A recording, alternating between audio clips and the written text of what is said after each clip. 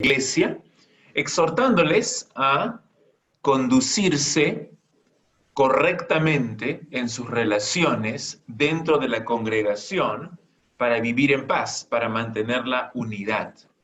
¿Cuántas divisiones, cuántos conflictos se evitarían si es que se siguen estos principios tan sencillos de la palabra de Dios? Eh, para recordar un poco, en primer lugar, vimos los versículos 12 y 13 y hablamos allí acerca de la forma en que los miembros debían apreciar, respetar, seguir a sus líderes espirituales.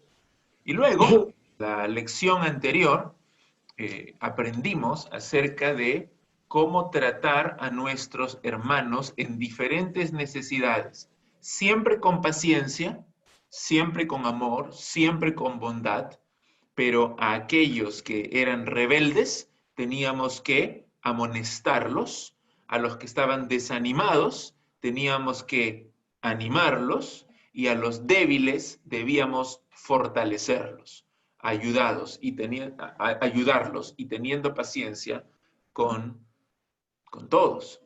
Y hoy día vamos a hablar nuevamente de los miembros de la iglesia y su relación con Dios. ¿Cuál debe ser la actitud de la iglesia hacia Dios? ¿Cómo debemos dirigirnos a Él en nuestra adoración? Hay tres reglas, tres mandatos que lo resumen todo. Es cierto que cada uno de estos mandatos es muy provechoso para nuestra vida devocional personal, pero tenemos que leer, tenemos que ver que están en plural, que están dirigidos a la iglesia en su conjunto. Son tres directivas que son la voluntad de Dios para su iglesia.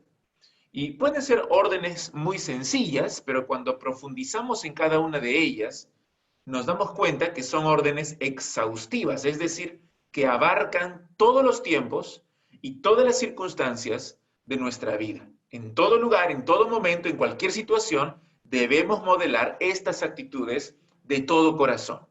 ¿Cuáles son esas tres actitudes? Gozo, oración y gratitud. Y esos tres elementos son elementos que están muy relacionados en la Biblia. Recuérdalos, gozo, oración y gratitud. Pablo, en esta misma carta, los une en Primera de Tesalonicenses 3, 9 y 10. Mira lo que dice ahí, Primera de Tesalonicenses 3, 9 y 10.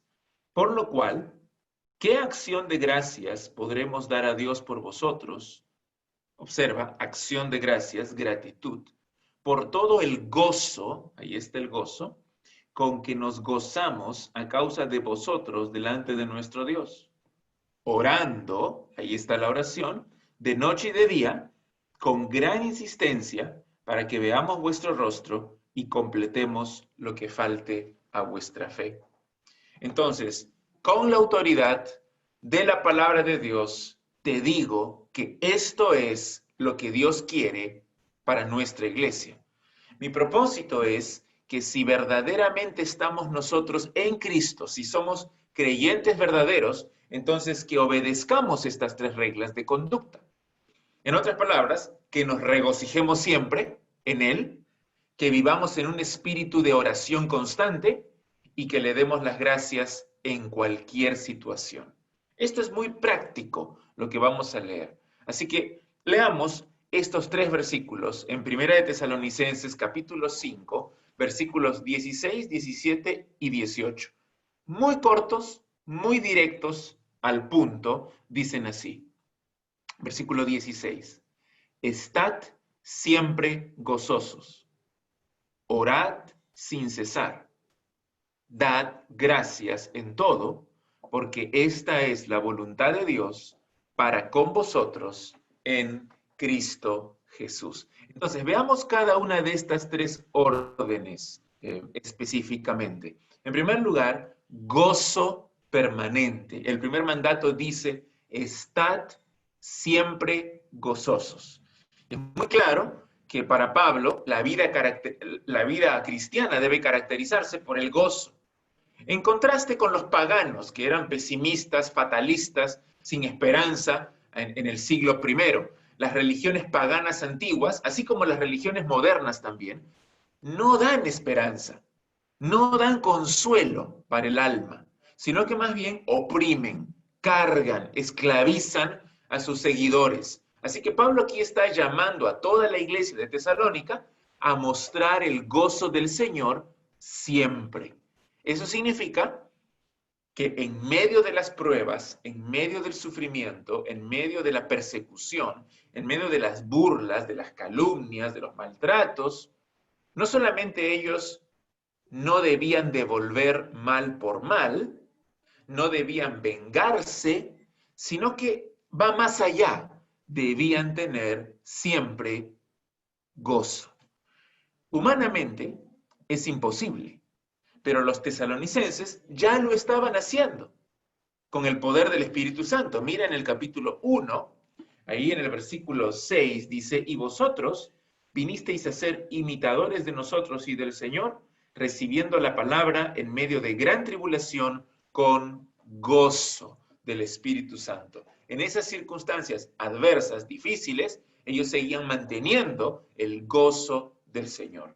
Ahora, Pablo nos conoce, sabe cómo somos, conoce la naturaleza humana, sabe que somos propensos a quejarnos, a enojarnos, a deprimirnos, a desanimarnos, y por eso siente la necesidad de recordarnos constantemente en varias de sus cartas que debemos regocijarnos.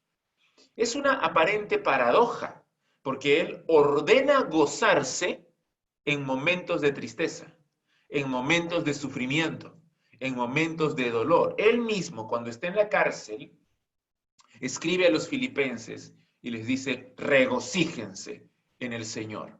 Pero también en Colosenses, mira ahí en Colosenses capítulo 1, Colosenses 1, 24, dice, ahora me gozo en lo que padezco por vosotros. ¿Cómo es esto? Me gozo en lo que padezco por vosotros. Y también observa lo que dice en 2 de Corintios, capítulo 6, el versículo 10, dice, como entristecidos, mas siempre gozosos. Entristecidos, pero siempre gozosos. Jesús mismo también lo enseñó en Mateo, capítulo 5, en el Sermón del Monte. Observa que dice ahí, Mateo 5, versículo 10, y vamos a leer hasta el versículo 12.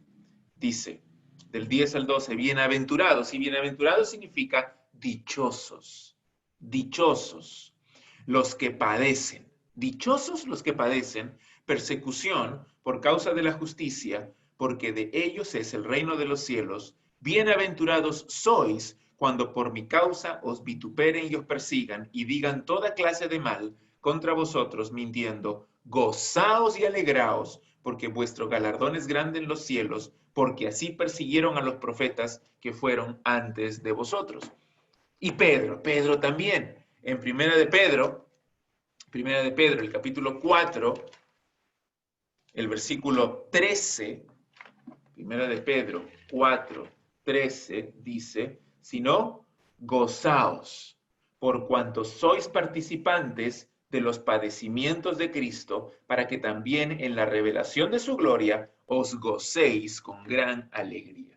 Entonces, el gozo es una característica esencial, distintiva del cristiano, aún en el sufrimiento. Es una característica que impacta al mundo, que atrae a muchas personas hacia el Señor Jesucristo. Es natural que las personas se alegren cuando las cosas van bien, cuando me aumentan el sueldo en el trabajo, cuando saco buenas notas en mi examen, cuando nace mi hijo, cuando me gradúo de la universidad, cuando salgo de vacaciones, cuando recibo buenas noticias. Esa es una alegría natural. No es el gozo del cual se habla aquí. El gozo cristiano no depende de las circunstancias externas sino del hecho de que como creyente estoy en Cristo. En Él tengo todo, como decíamos el domingo cuando predicaba de Romanos. Todo es vuestro, decía Pablo. Todas las cosas ayudan a nuestro bien. Así que debemos tener gozo. En Cristo tenemos vida eterna. En Él somos aceptados por Dios. En Él tenemos esperanza de un futuro glorioso. En Él tenemos todas las cosas necesarias para nuestra salvación. El creyente no tiene por qué sentirse miserable, no tiene por qué permanecer en un estado depresivo de forma permanente. Por eso, cuando me despiden del trabajo, cuando tengo que trabajar hasta muy tarde para terminar un proyecto, cuando mi hijo se enferma, cuando recibo malas noticias, entonces mi gozo en el Señor permanece. Sí, nos desanimamos, sí nos entristecemos, como decía Pablo. Algunos luchan con la depresión, luchan con la angustia toda su vida, pero en el creyente verdadero, el poder de Dios, la presencia de Dios, la palabra de Dios, nos capacitan para obedecer este mandato. Es decir, sí puedes gozarte en Cristo. Puedes sentir su paz, puedes mantener la confianza que Él sigue estando en control de todo. La verdad es que el camino de Cristo es el camino del gozo. El cristiano piensa más en su Señor que en sus problemas, más en sus riquezas espirituales que en su pobreza, más en la gloria eterna que en sus sufrimientos presentes.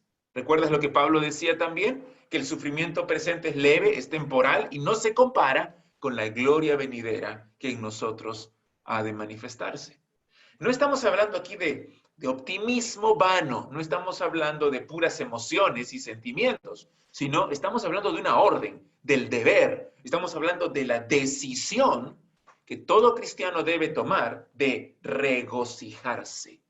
No importa las circunstancias que estamos pasando, en Cristo podemos gozarnos. Eso es lo primero. Pero en segundo lugar, allí en 1 Tesalonicenses, Pablo habla acerca de la oración constante. Orad sin cesar. Es un llamado a la oración que Pablo enseña en varias de sus cartas también. Vamos a repasar rápidamente en Romanos 12, Romanos 12. Mira lo que dice ahí Pablo: gozaos en la esperanza, sufridos en la tribulación, constantes en la oración. Constantes en la oración. Observa también en Efesios capítulo 6, el versículo 18, orando en todo tiempo, con toda oración y súplica en el Espíritu, y velando en ello con toda perseverancia y súplica por todos los santos. Y también en Colosenses capítulo 4, el versículo 2, perseverad en la oración, velando en ella con acción de gracias. Entonces, este es un mandato constante del apóstol Pablo y que él mismo modelaba con su propio ejemplo. Él intercedía siempre por otros. Al inicio de sus cartas, él decía a sus lectores: oro siempre por ustedes. Pedía oración por él mismo también. Entonces, la oración es una característica indispensable de la vida cristiana. ¿Y cómo debe ser esta oración? Debe ser constante, frecuente. Los tesalonicenses habían estado inmersos en los cultos paganos, ofreciendo oraciones a dioses falsos. Seguramente algunos de nosotros también en la iglesia católica estábamos que rezábamos y orábamos a María, a los santos. Esas oraciones tenían la forma de manipulación, asegurándose el favor de los dioses, el favor de los santos, por hacer alguna obra, por dar algún sacrificio. Entonces orábamos así, mira, como yo he hecho esto, entonces concédeme mi petición. Y a veces hay rezagos de paganismo en nuestras oraciones presentes también. Y le pedimos a Dios diciendo, Señor, mira que vine a la iglesia, mira que estoy ayunando, mira que estoy haciendo vigilia, mira que estoy leyendo mi Biblia todos los días, así que tienes que darme lo que te pido.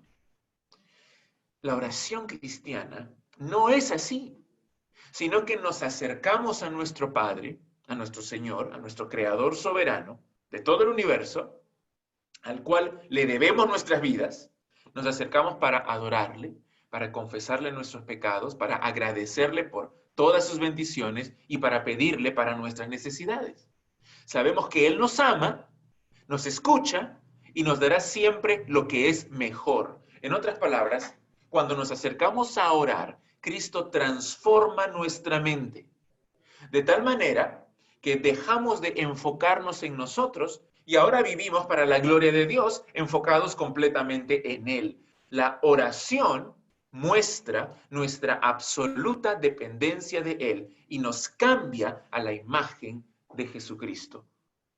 Cuando Pablo entonces nos ordena a orar sin cesar, no significa que estemos todo el tiempo con los ojos cerrados y pronunciando palabras dirigidas a Dios, sino que se refiere a tener comunión con Dios, a ser conscientes de que estamos en la presencia de Dios siempre, que todo lo que tú haces, tus acciones, todas tus palabras, todos tus pensamientos, todas tus relaciones están frente a Él siempre.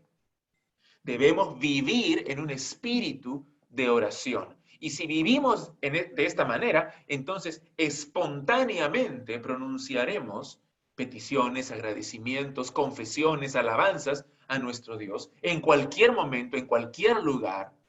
Es que la oración cristiana no se restringe a una serie de rezos establecidos. No se restringe a un lugar determinado, como algunos están pidiendo que ya, por favor, abran las iglesias católicas para ir a orar. No, podemos orar en cualquier sitio. No se refiere a determinada cantidad de veces al día, como los judíos hacían, por ejemplo, 3 veces al día, o como los musulmanes hacen hoy también, 5 veces al día, como un rito, como una tradición. Se refiere a vivir en comunión íntima con Dios, orando en cualquier circunstancia de la vida, en cualquier momento. En todas sus cartas, Pablo intercala oraciones. Mientras él está argumentando, mientras está enseñando la doctrina, aquí mismo, en Primera de Tesalonicenses, está dando estos mandatos: orad sin cesar, estad siempre gozosos, y de improviso, en los versículos 23 y 24 se pone a orar. Mira el 23, ¿qué dice?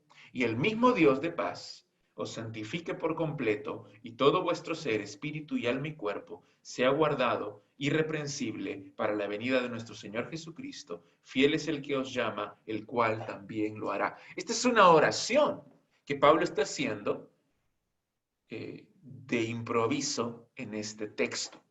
Para Pablo, entonces, la oración es tan natural como la respiración. Hermanos, oren en sus casas, oren en su devocional, oren en familia, oremos en la iglesia, participen de los cultos para orar juntos, pongamos nuestras cargas y peticiones delante del Señor, que la oración, que la comunión íntima con el Señor sea nuestro estilo de vida. Entonces, en primer lugar, hemos dicho un gozo permanente. En segundo lugar, una oración constante. Y en tercer lugar, gratitud genuina. Mira lo que dice el versículo 18. Dad gracias en todo. Una de las características de los incrédulos, del hombre que no ha sido regenerado, es que no le da gracias a Dios. En Romanos 1:21 dice eso, no le glorifica ni le da gracias a Dios. Por otro lado, el agradecimiento a Dios es la respuesta natural del cristiano a todo lo que Dios es y a todo lo que Dios hace. Es un mandato en la Biblia ser agradecidos con el Señor. Pablo comienza casi todas sus cartas dando gracias a Dios por sus lectores. Y es importante aquí lo que dice Pablo, que los creyentes deben dar gracias a Dios en todo. En todo. Ahora, Pablo no dice que demos gracias por todo. Hay una diferencia. Pablo no dice que des gracias a Dios por los pecados que ocurren en tu vida o que ocurren en la iglesia, sino que aún en esas situaciones difíciles, mantengamos un espíritu agradecido al Señor. Gracias a Dios porque no estamos solos. Gracias a Dios porque hallamos consuelo siempre en su palabra, aún en momentos muy difíciles. Gracias a Dios porque su espíritu nos da el poder para resistir. Gracias a Dios porque nada nos separará de su amor. Gracias a Dios porque estas son tribulaciones momentáneas que no se comparan con la gloria que viene. Gracias a Dios que todo lo que ocurre en nuestra vida es para nuestro bien eterno, de gloria. Entonces, hay siempre, en cada circunstancia que te ocurre, sea buena o sea mala, muchas cosas por las cuales agradecer a Dios. Lo que Pablo está diciendo en estos versículos es que tenemos que enfrentar la vida no con una actitud resignada, no con una actitud pesimista, no con una actitud fatalista, sino con estas tres cosas: con gozo, con un espíritu de oración y con gratitud siempre al Señor. Así que estos tres mandatos son exhaustivos, son abarcadores de toda nuestra vida. No sé si te has dado cuenta en las palabras que usa Pablo. Él dice, estad gozosos siempre, orad sin cesar, o sea, siempre. Dad gracias en todo, siempre, sin cesar, todo. Es abarcador, es exhaustivo, y eso solamente es posible por la gracia de Dios. Solamente es posible por el poder de Dios en nuestras vidas. Yo creo que no tendríamos ningún problema en obedecer al Señor si es que estos versículos dijeran, estén gozosos a veces, cuando las cosas van bien. Oren ocasionalmente, cuando se sientan bien. Den gracias cuando se les ocurra, cuando lo sientan. En realidad, muchos viven de esa forma. Pero es interesante que el centro de la adoración de la iglesia y también de nuestra adoración individual no somos nosotros. Nosotros no somos el centro, ni nuestras necesidades o nuestras opiniones o lo que sentimos o lo que a nosotros nos parece, sino gozarnos, orar y agradecer al Señor. Es un enfoque teocéntrico, no es antropocéntrico, no es un enfoque humanista, es un enfoque en Dios. Y en la parte final del versículo 18, Pablo nos dice que la razón por la cual debemos obedecer estos tres mandatos es que esto es lo que Dios quiere para nosotros. Mira ahí la última frase. Dad gracias en todo, porque esta es la voluntad de Dios para con vosotros en Cristo Jesús. Esta es la voluntad de Dios. Esta no es la opinión de Pablo. Este no es un buen consejo de Pablo.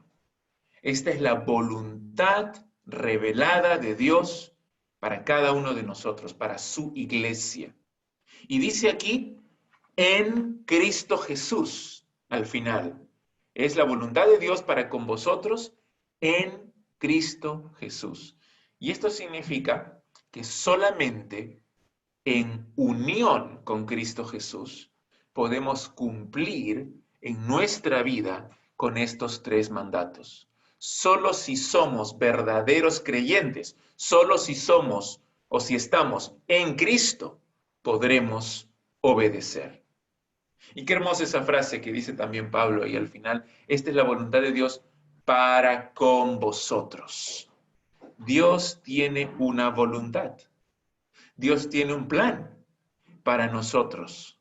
Y podemos aplicarlo a nuestra vida si estamos en Cristo Jesús. Así que lo que Él quiere de su pueblo es que se gocen, que vivan en comunión con Él, que sean agradecidos en todo tiempo y en cualquier circunstancia. Esta es la manera de vivir cristiana. Vamos a orar, hermanos.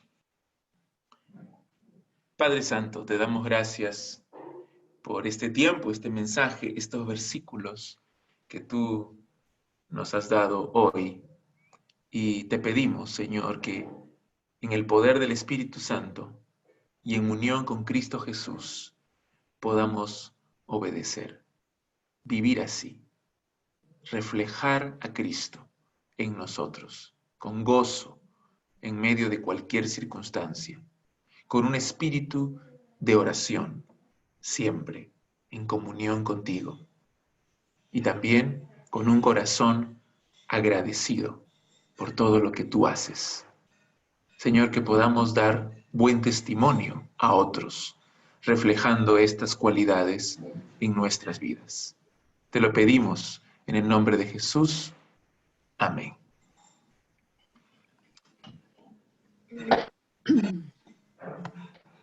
¿Alguna pregunta, hermanos?